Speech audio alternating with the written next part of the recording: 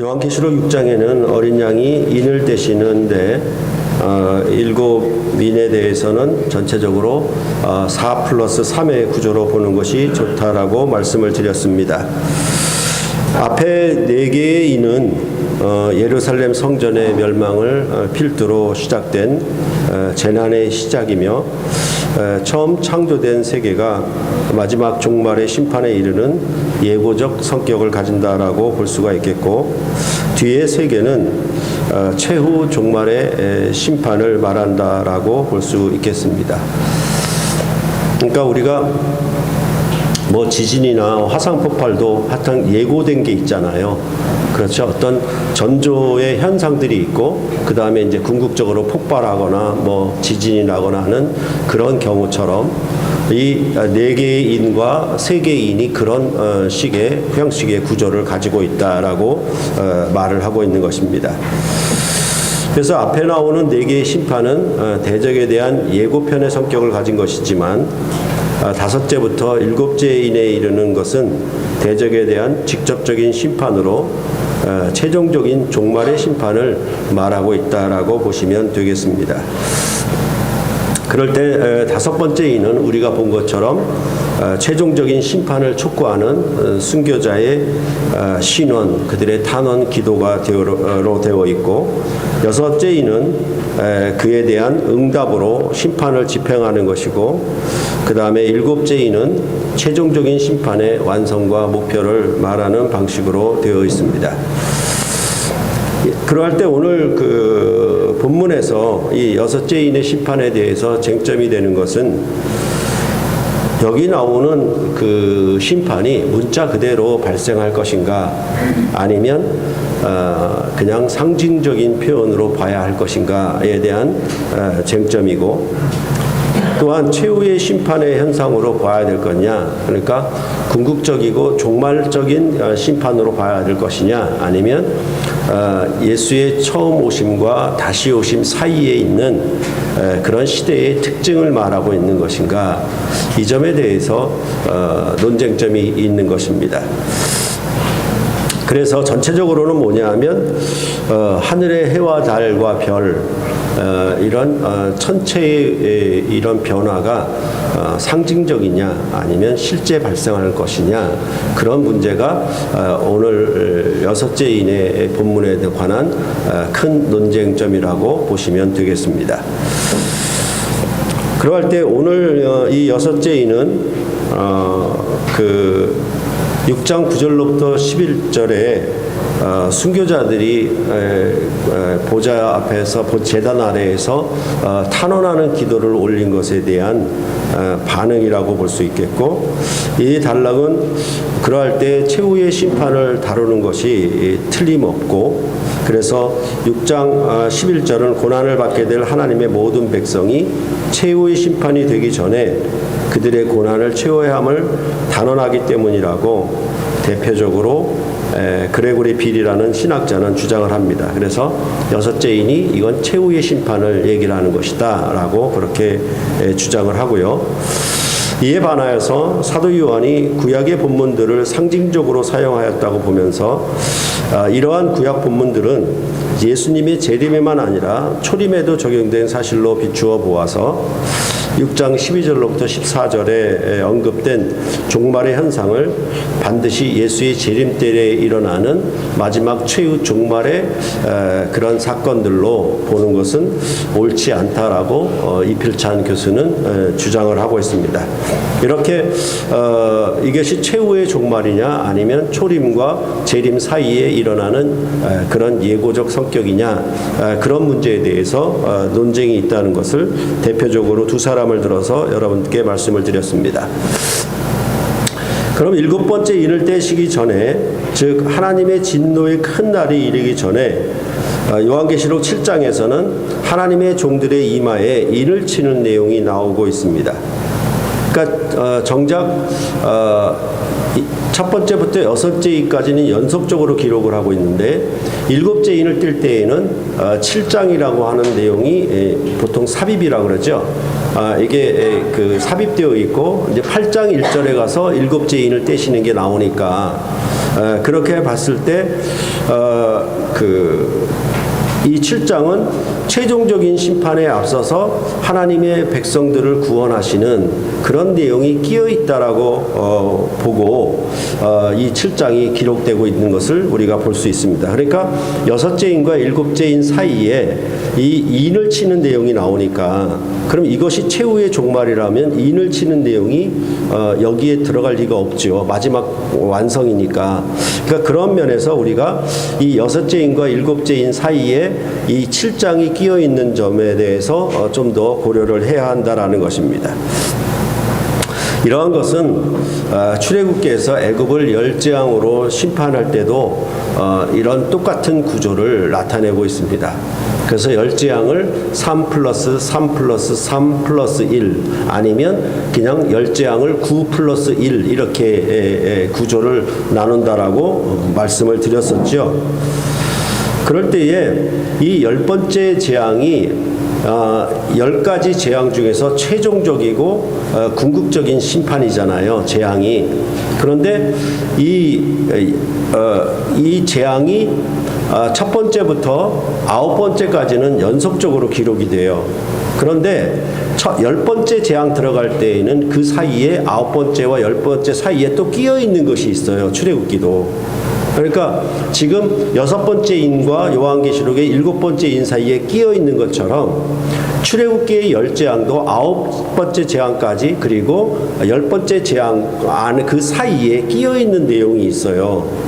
그러니까 그런 구조가 지금 7개의 인이 떼는 그런 순서와 그 구조가 지금 10가지 재앙을 내리는 출애굽기의 구조와 맞닿아 있다라는 점을 우리가 생각해 보아야 한다라는 것입니다. 그래서 사실은 출애굽기 11장 1절로부터 10절에 6월절 재앙이 예고가 되었습니다. 그래서 11장 1절을 보면은 여호와께서 모세에게 이르시기를 내가 이제 한 가지 재앙을 바로와 애굽에 내린 후에야 그가 너희를 여기서 내보내리라 이렇게 됐죠. 그러면 11장 1절 다음에 6월절 재앙이 임했다 이렇게 하면 될 터인데 이제 이 말씀 다음에 이 재앙이 내리는 것은 12장 29절에 가서야 나타나는 거예요. 그러니까 29절을 보면은 밤중에 여호와께서 애굽 땅에서 모든 처음 난 것 곧 왕위에 앉은 바로의 장자로부터 옥에 갇힌 사람의 장자까지와 가축의 처음 난 것을 다 치심에 이렇게 돼 있어요. 그러니까 11장 1절에서 예고했는데 그 예고한 대로 즉시로 그 6월절 재앙이 임하는 것이 아니라 그 사이에 뭔가 끼어 있고 이제 실질적으로 6월절 재앙이 임하는 것은 12장 9절부터 시작된다라는 거예요. 이런 점들이 출애굽기 열재앙에 나타난 구조적 어떤 특성들이에요. 그것이 이런 출애굽기의 구조적 특성이 요한계시록의 이런 7인에 대한 심판의 내용들도 그것을 반영하고 배경이 되고 있다는 점을 우리가 생각을 해야 한다라는 것입니다. 그러면 그 사이에 뭐가 기록되어 있는가 출애굽기는 그래서 12장 27절을 보면 이렇게 되어 있습니다.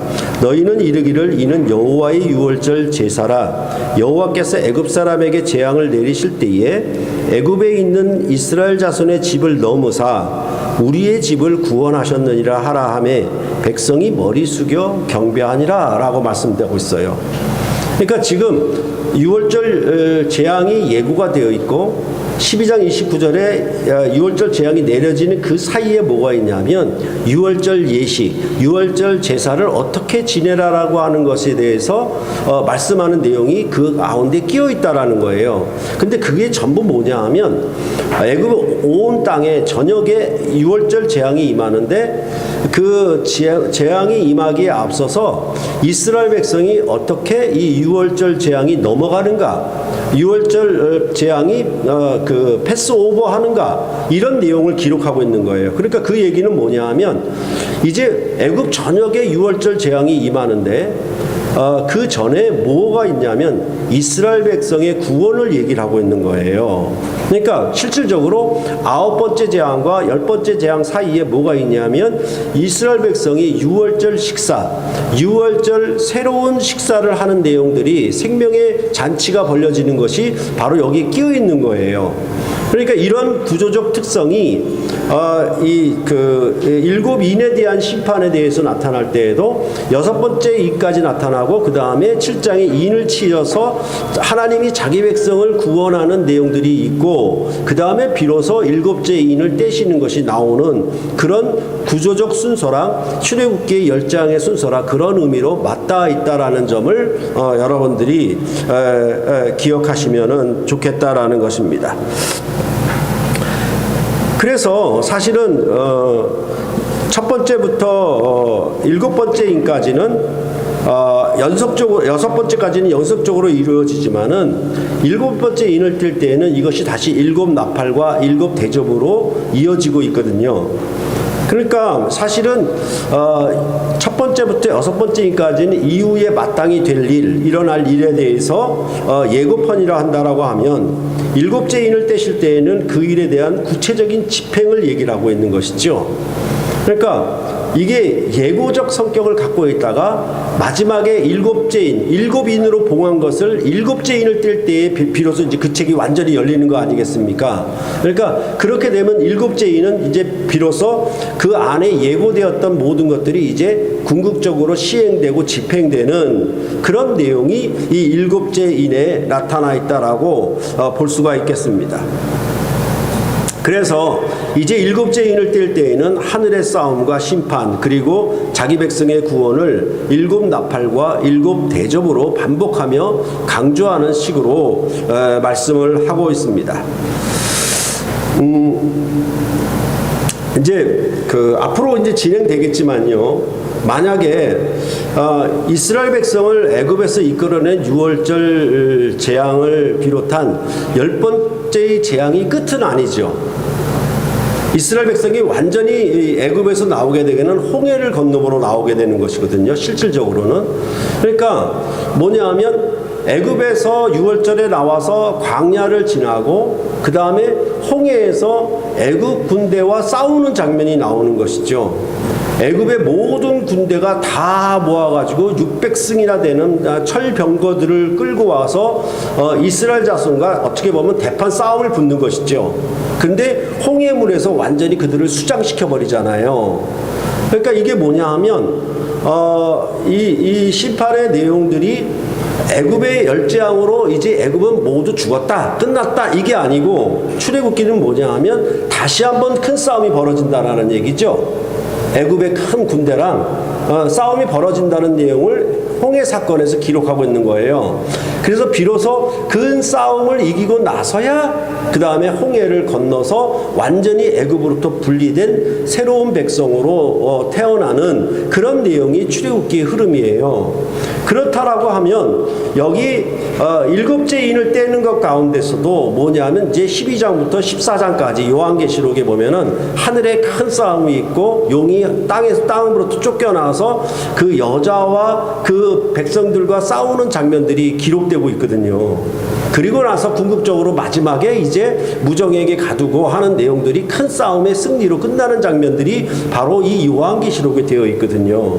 그래서 뭐 아마겟돈이라든지 막 이런 얘기들이 쭉 나오는 것은 큰 싸움을 대대적으로 한번 벌인다는 얘기겠죠. 궁극적으로. 그죠? 그러니까 최종적인 전투가 남아있는 상황이라고 이해를 할 수가 있는 거예요. 그와 마찬가지로 출애굽기 상황에서도 애굽에서 열재앙으로 심판하면 열재앙은 완전 심판이다. 완전 재앙이다 라고 얘기하는데 실상은 뭐냐 하면 홍해에서의 애굽의 군대와의 큰 싸움이 남아있는 거예요. 이런 패턴들을 우리가 잘 익숙하게 가지고 있으면서 요한계시록을 들여다보면 왜 7째 인에서 다시 한번 여기 나타나는 천체에 대한 하늘과 해와 달과 별에 대한 심판이 뭐 아직 3분의 1이다. 그렇게 또 앞에 나온 내용이 뒤에 가서는 3분의 1밖에 진행이 안 된다. 잘못했다. 이런 내용이 나오는 것은 이제 궁극적인 큰 싸움을 눈앞에 두고 있다라는 점을 우리가 이해하면서 요한계시록을 읽어가야 한다라는 것입니다.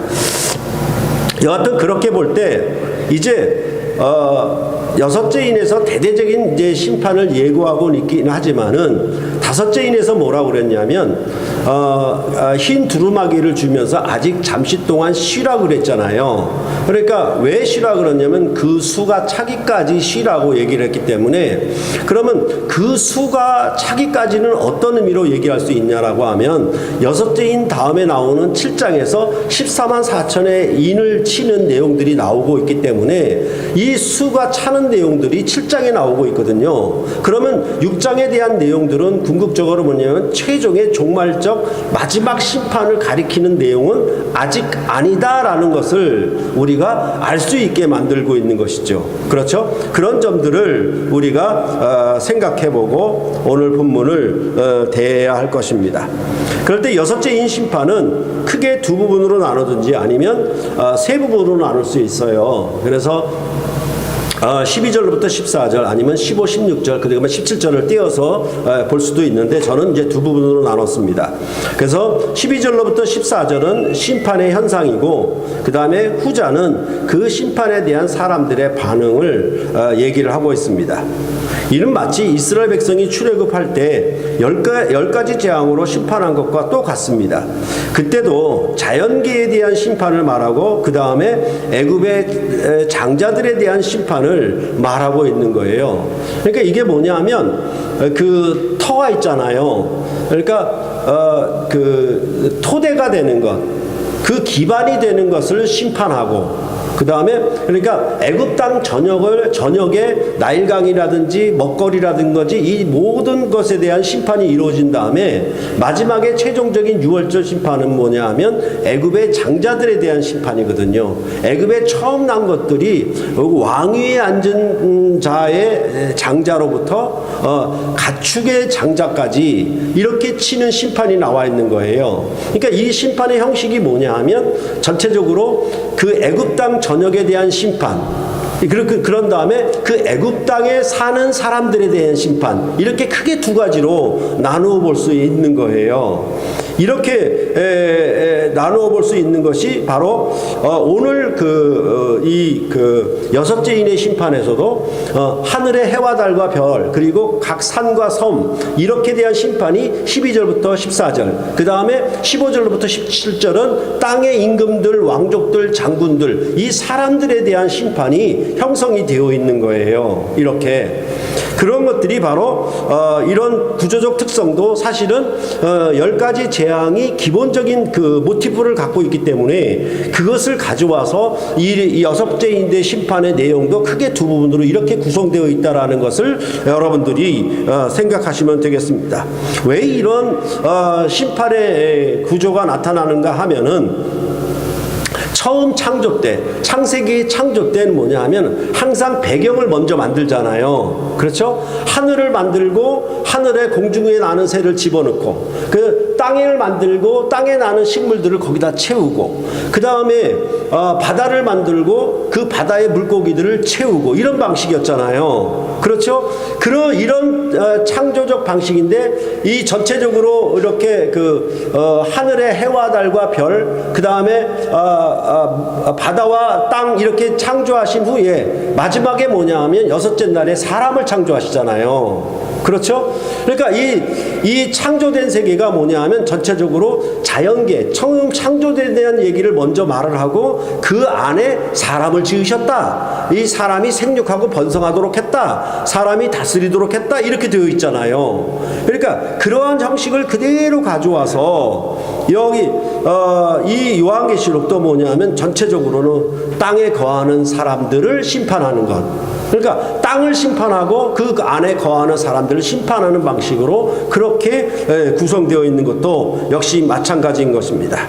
그래서 이 창조된 세계에 대한 심판, 그 다음에 창조된 세계에 거하는 사람들에 대한 심판. 그럴 때 천지 창조니까 하늘과 땅을 지으심이잖아요. 그래서 하늘, 그 다음에 땅, 이런 거에 대한 심판, 그리고 그 안에 거하는 사람들에 대한 심판, 이런 것들이 지금 요한계시록의 6째 인의 심판의 내용들을 구성하고 있는 크게 두 가지 구조적 모습이라고 여러분들을 보면 되겠습니다.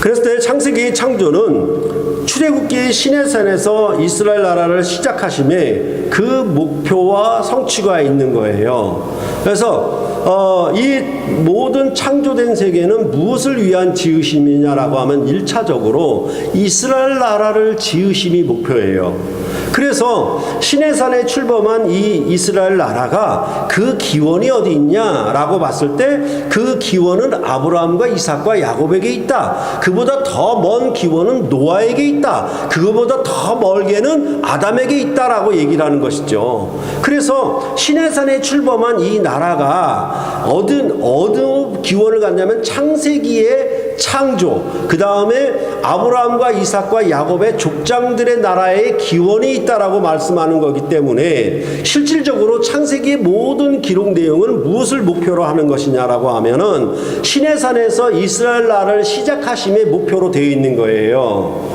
그럴 때에 이 시내산에서 나라를 시작할 때 가장 중요한 내용이 뭐냐면 바로 19장에 여호와 하나님이 시내산에 강림하신 사건이에요. 그렇게 볼 때 이 출애굽기의 나라를 뭐라고 얘기하냐면 히브리서에서 이렇게 말을 하는 거예요. 12장 26절에 그때에는 그 소리가 땅을 진동하였거니와 라고 말씀하고 있어요. 그러니까 이게 여호와 하나님이 시내산에 강림할 때 기본적으로 그 임하는 배경이 뭐냐면 땅을 진동시키는 거예요. 즉 지진이 일어나도록 진동시키는 거예요. 그런 가운데 여호와 하나님이 빽빽한 구름과 뇌성과 번개와 이런 큰 나팔 소리로 임하시는 것이 시내산에 임하시는 배경이거든요. 그러면 그 근본적인 그 큰 배경이 뭐냐면 땅을 진동했다라는 거예요. 그러니까 오늘 본문에서 말을 할 때 뭐냐면 6째 인을 떼실 때에 큰 지진이 나며가 제일 먼저 나와요. 그 어떻게 보면 지진이 나는 거는 땅이잖아요. 네, 하늘에 지진이 나는 건 아니잖아요. 그럴 때 여기에 보면은 이 큰 지진이 나며 그런 다음에 하늘에 해가 어떻게 됐고 달이 어떻게 됐고 별들이 어떻게 무수히 떨어졌는가 이 얘기를 하고 있잖아요. 그러면 6째 인의 심판에 대한 근본적인 틀도 뭐냐 하면 큰 지진이 난다는 거예요. 큰 지진이 난다는 거.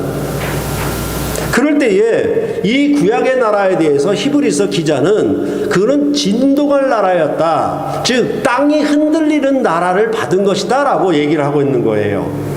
그럴 때에 이제 새 언약 백성들, 이제 그리스도 안에 새로운 나라가, 새 이스라엘 나라가 일어섰을 때에는 뭐라고 얘기하냐면 12장 28절에 우리가 흔들리지 않는 나라를 받았은즉 이렇게 말을 하는 거예요.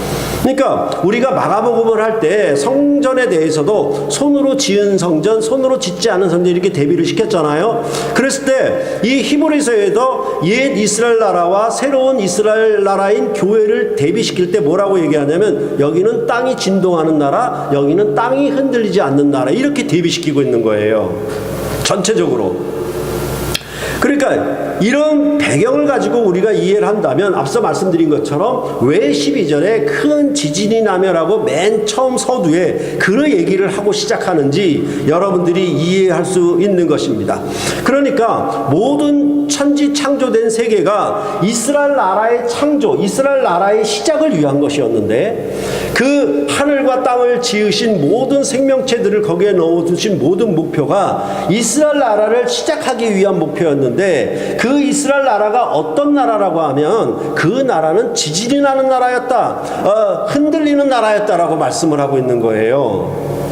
그러니까 궁극적으로 뭐냐 하면 이제 처음 창조된 세계는 어차피 흔들리는 나라였다. 땅이 진동하는 나라였다. 그것을 목표로 하고 있다라고 지금 창세기와 출애굽기는 말을 하고 있는 것이고, 이제 예수 그리스도의 나라가 일어섰을 때, 예수 그리스도의 나라가 세워졌을 때 이 나라는 뭐다? 이전에 구약의 옛 나라와 비교해서 이 나라는 흔들림이 없는 나라다, 흔들리지 않는 나라라고 말씀하는 방식이에요. 그렇게 되면은 결국은 뭐냐 하면, 이 큰 지진을 배경으로 뭐가 흔들리냐면 하늘에 해가 흔들리는 것이고, 달이 흔들리는 것이고, 별들이 흔들리는 것이에요. 또 하나, 각 산과 섬들이 옮겨짐에, 이렇게 얘기하는 거는 각 산과 섬들도 전부 흔들린다는 얘기예요. 이게 어떤 표현이냐면 흔들린다, 떠나간다, 옮겨진다, 이런 말들은 전부 진동한다는 얘기예요. 그러니까 애초에 하나님이 천지를 창조하실 때의 목표는 뭐냐 하면 새하늘과 새 땅의 창조를 목표로 두고 있는 거예요. 그래서 이 흔들리는 나라를 흔들리지 않는 나라로 완성하고 성취하는 것이 목표가 있었거든요. 그렇기 때문에 여기에 대한 심판의 근본적인 의미도 큰 지진이 나며 뭐예요? 이 지진의 나라로 세웠던 그 근본 배경이 하늘의 해와 달과 별이었기 때문에 이제 하늘의 해가 어떻게 되고 달이 어떻게 되고 별이 어떻게 된다, 이렇게 말씀을 하는 방식이에요. 그것이 이 12절로부터 14절에 이 천체에 대한 하나님의 심판이 어떤 방식으로 왜 이렇게 기록됐는가를 알 수 있는 그런 방법이라고 알 수가 있는 것입니다. 그러니까 여기 큰 지진과 천체의 흔들림과 떠나감과 옮겨짐은 우리가 출애굽기를 배경으로 이해하게 되면 이 부분에 대한 전체적인 심판의 내용들을 우리가 잘 이해할 수 있다라는 것입니다. 그럴 때 이러한 심판의 양상은 사실은 구약의 심판 가운데도 계속 반복됐어요.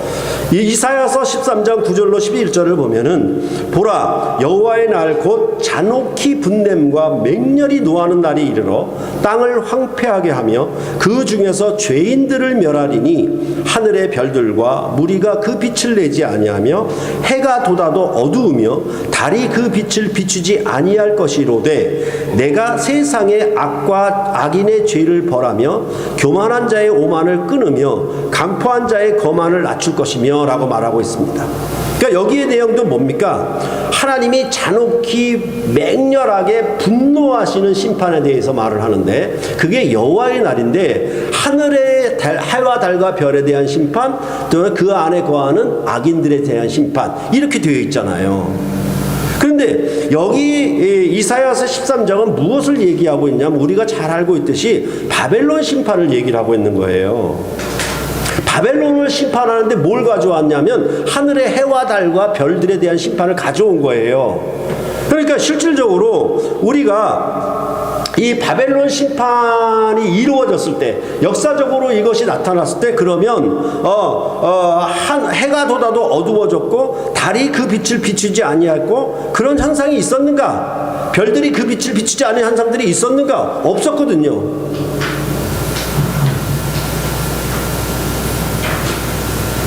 그러니까 이런 심판을 말하는 것도 앞서 말씀드린 것처럼 결국은 뭐냐면 해와 달과 별, 이것이 천지 창조 때는 전부 광명체였거든요. 빛을 내는 것들이었거든요. 그 빛이 전부 어둡다라고, 어둡게 된다고, 그 기능이 없어진다고 얘기하는 방식으로 심판을 얘기를 하는데, 실질적으로는 뭐냐면 해와 달과 별이 그 빛이 어두워지질 않았어요. 역사 가운데 그런 기록이 있나요?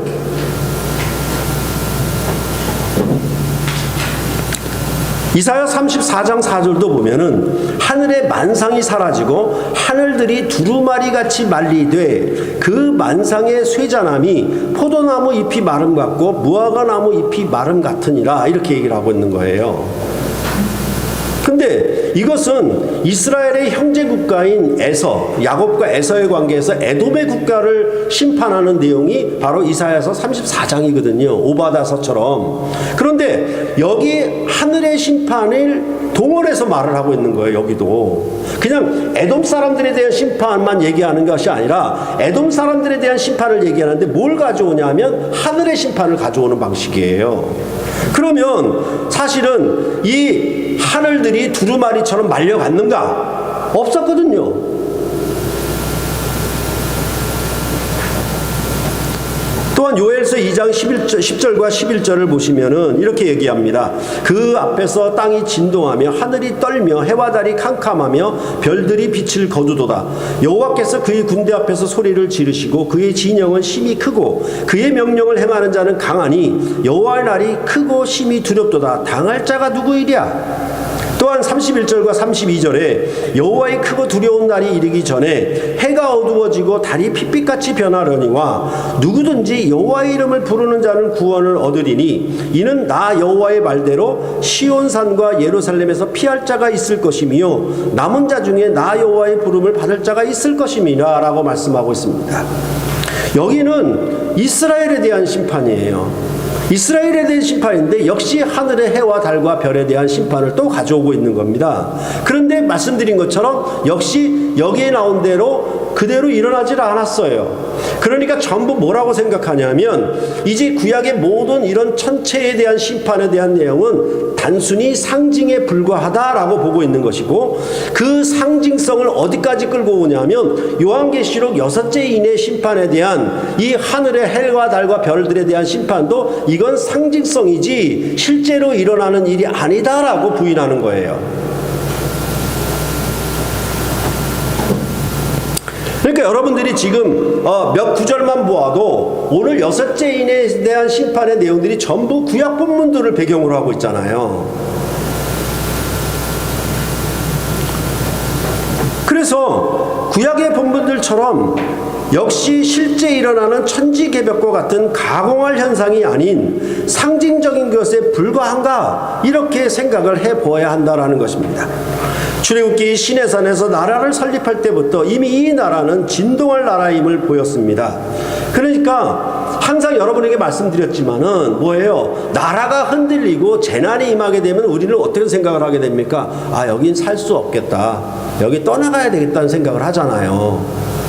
그잖아요. 그러니까 우리가 항상 일본을 바라보면서 아유, 저 사람들은 어떻게 저렇게 살아? 두려우면서 수시로 지진이 일어나니까. 그러면 어떤 방편이냐면 그 땅이 흔들리기 때문에 그것은 살 수 없는 세상이 되어버리고 마는 것이죠. 그러니까 이것은 어떤 의미가 되냐면 어디로 옮겨가야 한다는 전제가 있는 거예요. 진동할 나라라고 하는 것은. 그래서 앞서 말씀드렸던 것처럼 히브리서는 뭐냐면 너희는 그때의 진동한 나라를 받았느냐? 우리는 이제 진동치 아니할 나라를 받았다. 이렇게 되고 있는 거예요. 그랬을 때 앞서 말씀드린 것처럼 이 시내산의 이스라엘 나라는 원래부터 흔들리는 나라예요. 이것은 온전한 나라가 아니다. 임시적인 나라인 것을 나타내주고 있는 거죠. 왜? 흔들리지 않는 나라를 받기로 되어 있는 것이니까. 그러니까 이렇게 그 흔들리는 나라가 된다라고 하는 얘기는 궁극적으로 뭐냐면 그 나라의 배경이 되는 창조의 하늘과 땅도 흔들려야 되잖아요. 그러니까 이게 처음 창조된 옛 이스라엘 나라의 모든 것들을 심판할 때는 자연히 따라오는 게 뭐냐면 그 배경이 되는 창조된 세계도 심판으로 따라오는 거예요. 이게 똑같잖아요. 뭐 삼족을 멸한다라고 하는 것이 한 사람이 잘못했는데 그 배경을 완전히 드러내버리는 거잖아요. 그런 방식으로 지금 이 심판이 나타나고 있는 겁니다. 그래서 앞서 말씀드린 것처럼 이 출애굽의 나라가 심판된다라고 망한다는 얘기는 궁극적으로 뭡니까? 그거의 배경이 되는 창조된 세계도 망해야 되는 거예요. 이것은 지난 시간에도 말씀드렸지만 예루살렘의 멸망을 선언하실 때부터 뭐냐면 하늘과 땅에 대한 심판을 가지고 들어오는 거예요. 하나님 예수님께서. 이처럼 이사야와 요엘서의 심판은 바벨론에서 돌아오는 새 출애굽의 역사를 내다보고 있는 거예요. 그러므로 새 출애굽의 역사는 궁극적으로 처음 창조된 세계를 심판함으로 완성이 될 거예요. 그러니까 옛 출애굽의 나라가 처음 창조를 배경으로 시작되었다라고 하면 그것을 성취하고 완성하는 새 출애굽의 나라는 새로운 창조를 배경으로 이루어질 거예요. 이것이 이 성경에 전체적으로 나타난 그런 근본적인 경륜이에요. 그래야 그래야 우리가 비로소 새하늘과 새 땅으로 들어가가 될 것입니다. 그러므로 요한계시록의 6째 인에서 나타난 심판은 그리스도께서 재량하심을 통해서 모든 제적을 멸하시고 부활의 영광으로 만물을 새롭게 하심으로 실제 성취가 될 것임을 말하고 있는 겁니다. 그러니까 이제 이 선지서에서 이 창조된 세계가 흔들리고 망하고 심판된다는 세계를 거듭거듭 경고하고 있는 것이고 그 나라는 이제 새 출애굽으로 메시아 나라가 이루어지면 어떻게 된다? 궁극적으로 처음 창조된 세계는 퇴출될 것이다 라고 말씀하고 있는 거예요. 그러면 그것이 언제 일어나느냐? 예루살렘 멸망, 예루살렘 성전 멸망을 필두로 해서 예수의 재림 시에 이것이 완전한 심판으로 궁극적으로 문자적으로 이루어질 것임을 말하고 있는 겁니다. 그러니까 앞에 있는 것들은 전부 뭡니까? 다가올 나라를 알아보고 있으니까 그거에 대한 예고적 성격이 강하지만은 이것이 성취되고 완성되었을 때는 이제 처음 창조된 세계가 완전히 새롭게 될 것이다. 이렇게 말씀하는 것이 이 요한계시록의 전체적인 심판의 내용이라고 할 수가 있는 것입니다. 그럴 때에 베드로후서는 이런 점에 대해서도 지적을 하고 있죠. 말세에 조롱하는 자들이 와서 주께서 강림하신다는 약속이 어디 있느냐? 조상들이 잔 후로부터 만물이 처음 창조될 때와 같이 그냥 있다고 주장하며 성경의 언약을 부인할 것이라고 예고를 했습니다. 그러니까 마지막 때에 말세에 이제 이것을 조롱할 거예요. 이 처음 창조된 세계가 구약을 보니까 어떻게 보면 상징성이지 않느냐, 그냥 예고만 되었지 실질적으로 이런 심판이 일어나지 않았지 않느냐. 그러니까 조상들이 잔 후로부터 처음 창조된 세계가 그대로 있을 것이다, 그냥 있었지 않느냐라고 하나님의 이 재림의 약속, 주께서 강림하신다는 약속을 부인하고 조롱하게 될 것이라고 베드로 사도는 예고를 하고 있는 것, 경고를 하고 있는 것이죠. 그럴 때에 그 부인하는 자들에게 베드로 사도는 주의 날이 도적같이 오게 될 것이며 그 날에는 하늘이 큰 소리로 떠나가고 뜨거운 불에 풀어지고 땅과 그 중에 있는 모든 일이 드러나리로다 라고 말씀을 하고 있는 것입니다. 처음 창조된 세계를 노아 때는 물로 심판하여 다 멸하지 아니하시고 보존하셨지만 주의 날에는 하늘과 땅과 그 중에 있는 것들을 불로 심판하게 될 것임을 분명히 약속하고 있는 것입니다. 그래서 여러분께 말씀을 드렸던 기억이 있는데 물로 만물을 새롭게 하는 것보다 불로 만물을 새롭게 하는 것이 훨씬 더 정련된, 그쵸? 용광로에서 순금을 얻는 방식은 물로 씻어서 순금을 얻는 것이 아니라 불로 재련해서 순금을 얻듯이 이제 마지막에 모든 만물을 새롭게 하는 정작 마지막 심판은 뭐냐? 그것은 불심판이 되어질 것이라고 그렇게 신약의 저자들은 경고를 하고 예언을 하고 있다라고 말씀을 하고 있는 것입니다. 그래서 이 새하늘과 새 땅을 바라보며 하나님의 날이 임하기를 사모하는 자들에게 새하늘과 새 땅을 기업으로 유업으로 주실 것을 약속하신 것입니다. 이제 구약의 반복되었던 그런 상징적인 이 하늘의 해와 달과 별에 대한 심판의 내용이 이제 주의 나라는 그것을 최종적으로 언약을 성취하고 완성하사 분명히 이루실 것을 약속하고 있는 것이 바로 이 신약 저자들의 경고 예언 메시지라고 말씀을 하고 있는 것입니다. 이제 이 심판의 대상에 대해서 이 15절부터 17절에 나옵니다. 이건 역시 출애굽 6월절 재앙으로 배경을 하고 있습니다. 그래서 출애굽기 11장 4절로부터 6절을 보시면은 모세가 바로에게 이르되 여호와께서 이와 같이 말씀하시기를 밤중에 내가 애굽 가운데로 들어가리니 애굽 땅에 있는 모든 처음 난 것은 왕위에 앉아 있는 바로의 장자로부터 맷돌 뒤에 있는 몸종의 장자와 모든 가축의 처음 난 것까지 죽으리니 애굽 온 땅에 전무후무한 큰 부르짖음이 있으리라 라고 말씀하고 있는 것입니다. 이와 같이 땅의 임금들과 왕족들과 장군들과 부자들과 강한 자들과 모든 종과 자유인 이 얘기는 애굽의 바로 왕의 장자들, 왕족 자리부터 저 몸종에 이르기까지, 심지어 가축에 이르기까지 심판한다는, 그러니까 애굽 전역에 살고 있는 생명체들에 대해서 심판한다는 얘기인데, 그런 얘기를 끌어와가지고 뭐라고 얘기하냐면 땅의 임금들과 왕족들과 장군들과 부자들과 강한 자들, 주로 강한 자들에 대한 메시지가 굉장히 많이 나오는 것이죠. 전부 강한 자들이잖아요. 임금들, 왕족들, 장군들, 부자들, 강한 자들. 거기에다가 모든 종과 자유인, 이렇게 붙여져 있는 것입니다. 그래서 이것을 뭐라고 얘기할 수 있냐면, 이들은 강하고 자만하고 거만한 자들이라고 말할 수 있겠죠. 이것을 베드로후서가 말할 때에는 말세에 조롱하는 자들이 와서라고 얘기하는 것입니다. 이들이 조롱하는 거예요. 왜? 자기들은 자랑할 것이 있거든요. 자만할 것이 있거든요. 땅의 임금들이고 왕족들이고 장군들이고 부자들이고 강한 자들이거든요.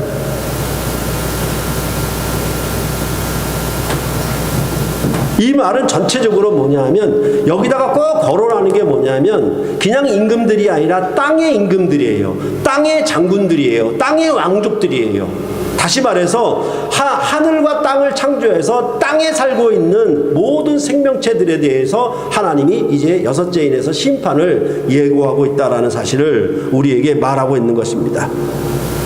이 심판에 대한 그들의 반응이 굴과 산들의 바위틈에 숨어 산들과 바위에게 말하되 우리 위에 떨어져 보좌에 앉으신 이의 얼굴에서와 그 어린 양의 진노에서 우리를 가리라 하고 있습니다. 이 역시 구약의 성취입니다. 이사야서 2장 12절에 보면은 대저 만군의 여호와의 날이 모든 교만한 자와 거만한 자와 자고한 자에게 임하리니 그들이 낮아지리라. 이사야서 2장 19절에도 사람들이 암혈과 토굴로 들어가서 여호와께서 땅을 진동시키려고 일어나실 때에 그의 위엄과 그 광대하심의 영광을 피할 것이라. 호세아서 10장 8절에도 이스라엘의 주의 곧 아웬의 산당은 파괴되어 가시와 찔레가 그 제단 위에 날 것이니 그때에 그들이 산더러 우리를 가리라 할 것이요 작은 선더러 우리 위에 무너지라 하리라 라고 말씀하고 있는 겁니다. 이런 구약적인 전체적인 배경이죠. 그렇죠? 이스라엘 나라가 망하고 이런 심판을 당하는 당사자들, 항상 이건 뭐냐 하면 이렇게 우리가 토굴로 들어가고, 그렇죠? 산들과 바위와 떨어져서 이 보좌에 앉으신 이와 어린 양의 이 진노로부터 우리를 좀 피하게끔 가리우게 해달라고 그렇게 얘기를 하고 있는 것이 이 구약적인 배경에 전반적으로 나와 있는 것이죠. 구약의 심판들은 혹시 이들이 토굴에 들어가고 암열에 들어가서 큰 진노가 우박이 떨어진다거나 이런 것들을 피할 수 있을지는 모르겠어요.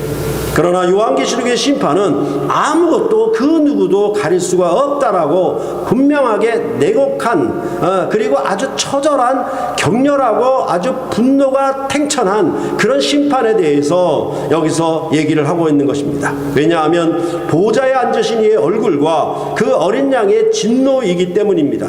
그래서 그들의 진노의 큰 날이 이르렀으니 누가 능히 서리요 라고 말씀하고 있습니다. 아무도 가릴 수가 없다. 아무도 이것을 피해갈 수가 없다라고 분명히 선언을 하고 있는 것입니다. 이처럼 대적자들은 아무도 이 진노를 피하지 못할 것입니다. 요한계시록은 최종적인 심판을 통해 자기 백성을 구원을 말하고 있는 것이지 대적자들의 회개를 목적으로 하고 있는 것은 아닙니다. 그렇죠? 그러니까 신약 성경에서 지금은 구원받을 만한 때요, 은혜 받을 때라고 얘기하는 것은 종말의 심판이 임하기 전까지 그건 가능해요. 그러나 종말의 심판이 일곱째 인이 떼어지는 그 순간부터는 이제 하나님은 더 이상 회개를 목표로 하지 않습니다. 온전히 심판만, 냉혹한 심판만 있을 것임을 말을 하고 있다라는 것입니다. 그래서 구약은 그렇게 회개를 목적으로 할 수 있으나 역사의 종말에서는 그런 회개를 바라지 않고 맹렬하고 극심한 심판만 있을 뿐임을 나타내고 있는 것입니다. 보좌에 앉으신 하나님과 어린 양의 심판은 이처럼 잔인할 정도로 극렬합니다. 이러한 성격에 대한 설명은 이 땅의 임금들에 의해서 핍박과 억압으로 고난당하는 하나님의 백성들에게 하나님께서 이 세상을 주관하신다는 확고한 관점을 제공해 주었음이 틀림이 없습니다. 로마 제국으로부터 이 땅의 임금들과 왕족들과 장군들과 강한 자들, 부자들로부터 당했던 이 그리스도인들에게 이러한 메시지는 그들에게 엄청난 위안을 주었을 것이고, 두려움이 없이 주님의 나라를 위해서 맞서 싸우는, 박해에 대항하여 싸우는 그런 놀라운 믿음을 그들에게 주었을 것이라고 말씀을 하고 있는 것입니다. 그리고 이 처음 창조된 땅에서 순례자와 나그네로 살아가며 그들의 시민권이 하늘에 있는 그리스도인들과는 대조적으로 경건하지 않은 땅에 거하는 불경건한 자들은 현재의 세상 질서에 안주하는 자들입니다. 이들은 심판을 생각하기조차 싫어합니다. 그러니까 조상들이 잔후로부터 창조된 때가 그대로 있지 않냐, 그냥 있지 않냐, 이렇게 조롱을 하는 것입니다. 이들은 세상에 있는 안전을 의뢰하고 눈에 보이고 덧없는 것 너머에 있는 것을 보지 못합니다. 어느 저자인지 갑자기 생각이 안 나는데, 이 모든 인간의 삶들은 전부 죽음 아래에 있는 거잖아요. 그렇죠? 모든 세상 질서가 죽음 아래에 있는 거예요. 그러면 인간이, 이거는 좀 안 된 표현이긴 하지만은, 인간이 이 죽음의 질서를 대항할 수 있는 건 뭐냐? 자살이라고 얘기를 해요. 자기가 자기 결정권을 갖는 것이거든요. 이 허무하고 덧없는 세상에, 모든 것이 죽음으로 끝나는 세상에, 그것에 내가 그냥 그대로 순순히 끌려가지 않고 자기 인생을 주관적으로 선택할 수 있는 것은 자살이라고 얘기를 해요.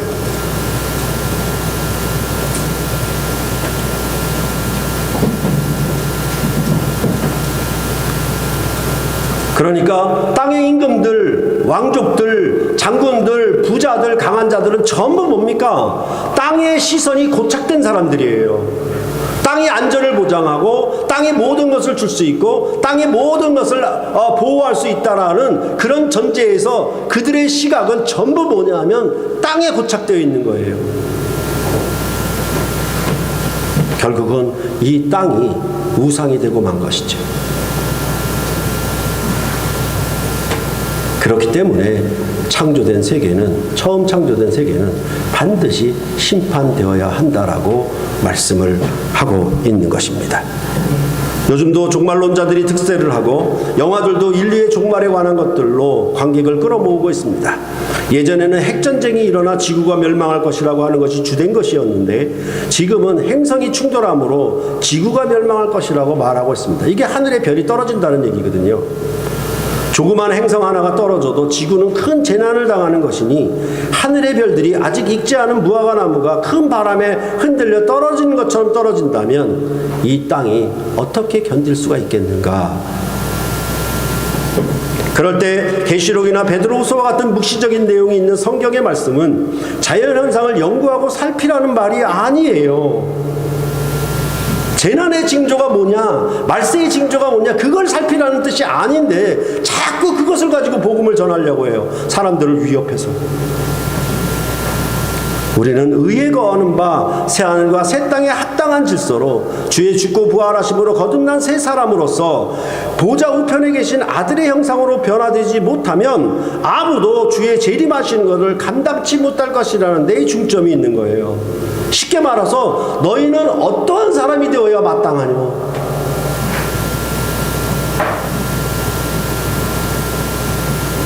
핵전쟁을 살피라는 얘기도 아니고 하늘에 행성이 떨어질 것이라는 것을 살피라는 것도 아니라 너희가 어떠한 사람이 되어야 하느냐.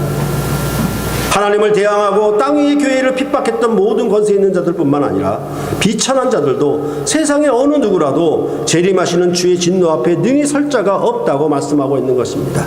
이거는 구원 역사상 가장 잔혹하고 맹렬한 극렬한 심판이 될 것임을 경고하고 있는 것입니다. 그래서 그러면 우리가 이제 어떠한 사람이 되어야 마땅합니까? 땅의 것들을 찾지 말고 위의 것을 찾아라, 이렇게 골로새서는 얘기를 하고 있죠. 땅의 지혜를 구하지 말고 위로부터 오는 지혜를 구하라, 이렇게 야고보서는 얘기를 하고 있죠. 그것은 주의 날이 임하시기를 사모하며 새 하늘과 새 땅을 바라보아야 한다라는 것입니다. 그리고 힘써야 합니다.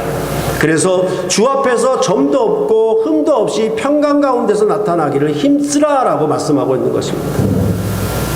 누가 주의 영광 앞에 능히 서리요? 라고 그 악한 자들의, 땅에 거하는 자들에 대한 심판을 말했다라고 하면 우리는 주의 앞에 병건과 점과 흠이 없이 그 앞에 서기를 힘써야 되지 마땅하지 않겠느냐, 이렇게 말씀하고 있는 것입니다.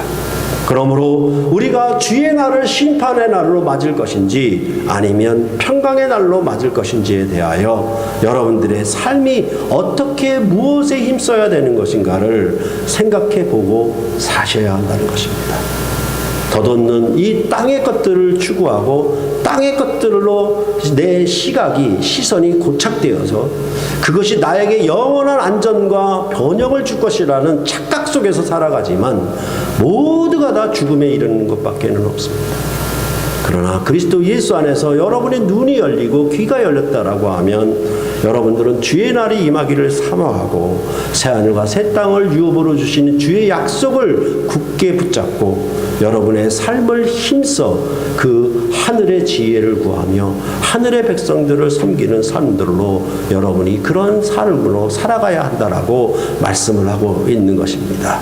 이 심판은 땅에 거하는 악한 사람들에 대한 심판이지 자기 백성들에 대한 심판은 아니라는 점을, 이런 심판을 통해서 자기 백성의 구원을 위한 목적이라는 것을 우리가 늘 기억하면서 하나님의 백성으로 이 땅에 어떻게 존재할 것이냐, 우리의 인생을 어떻게 살아갈 것이냐 새롭게 다짐하는 귀한 시간이 되었으면 합니다. 기도하시겠습니다.